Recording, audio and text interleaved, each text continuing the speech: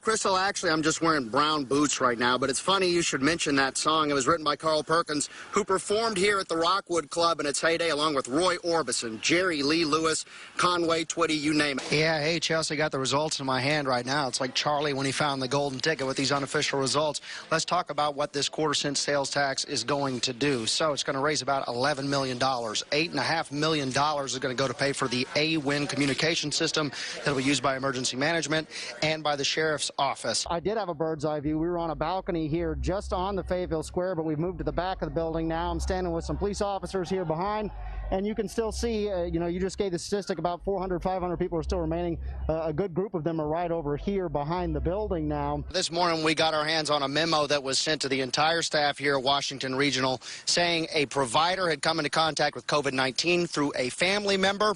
I came up here today and spoke with one of the higher-ups here at Washington Regional to figure out what was going on. Some of the guys from the Islamic Center came down and brought flowers and a note to bring it over here to this memorial outside the police station. They got the lights going. They got the cruisers sitting out here.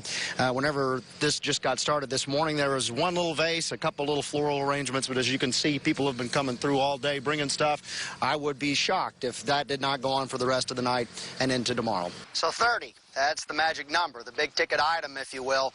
Once 30 people are detained here at Washington County Jail, booked, ready to go, officers are going to get a notification saying, don't bring anybody else in here. We're full to capacity. These days, you can see Gina Barker smiling while she works at Quick Discounts in Fort Smith. It's a smile you might see on people who've gotten close to losing everything and have a better perspective. There were points in every day I thought we may not make it, and a couple points where I just thought we are not going to make it. Last summer's flood damage in Sebastian County cost millions in recovery. It's always a big price tag to recover. Mayor George McGill says businesses relocated quickly and efficiently. The floodwater may have swept in with fear, but it didn't leave with many Fort Smith jobs and livelihoods. A lot of communicating between entities, a lot of cooperation and collaboration and getting things done. It happened in an amazing good way. McGill considers the business community's response a success, especially since COVID-19 couldn't get in some knockout punches if problems lingered. And as we sit here today, the evidence is there that it did not break us. Barker's shop is one that relocated soon after she learned the building couldn't be saved. We signed the lease on this building, and reopened in 3 weeks. And with the disaster fund she'd set up a few years prior, that money ran out the day we reopened in this location. So it's good to plan ahead. Quick Discounts is doing just fine over on Jenny Lind Road, even through COVID-19's challenge. Fortunately, I had a good retirement account I could draw off of and great employees to help us rebuild. Brazil Hatch is a PhD student studying economics here at the University of Arkansas. I would like to be a professor somewhere.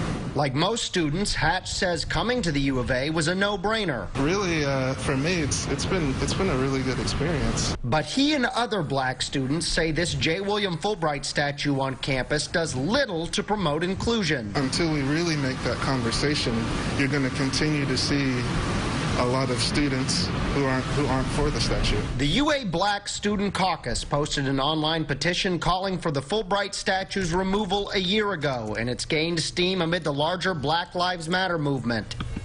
It has more than 4,000 signatures. If anybody knows a thing or two about Fulbright, it's distinguished history professor Randall Woods, who wrote a definitive biography in the mid-90s. I did 100 interviews, including 11 straight days with Fulbright himself. Woods says Fulbright signed the Southern Manifesto, which opposed integration. He filibustered the famous Civil Rights Act and voted against the Voting Rights Act. Woods wrote, "The J. William Fulbright was a racist is indisputable. He would claim throughout his career that his position on civil rights was a matter of political expediency." And Fulbright blamed segregationist moves on re-election realities. I think he shared some of the prejudice of his fellow white Southerners.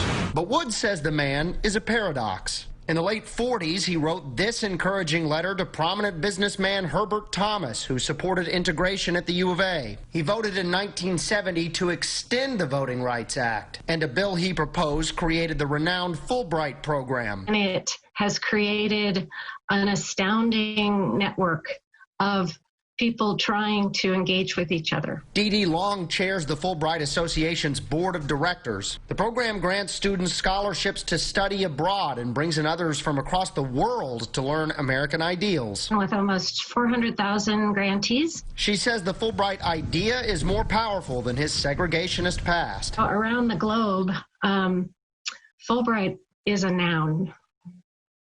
It's a noun. But State Senator Greg Leding says the statue needs to come down, and legislators should help institutions review their ties with people like Fulbright. Do you think statues like Senator Fulbright's can be symbols of history that maybe students here could learn from? No, I did not learn my history by going around and reading statues. Statues that are offensive need to come down. In a statement, University Associate Vice Chancellor Mark Rushing says, in part, we are aware of the petition. We are having these very conversations on our campus currently, not only with our student leaders, but also with our faculty and staff. If we are to, progress ever, it's important for things like that to come to the light. Hatch says he's fully aware of the good things Fulbright did, but is even more aware of what he didn't. We do live in America, and it's our First Amendment right to speak up for ourselves.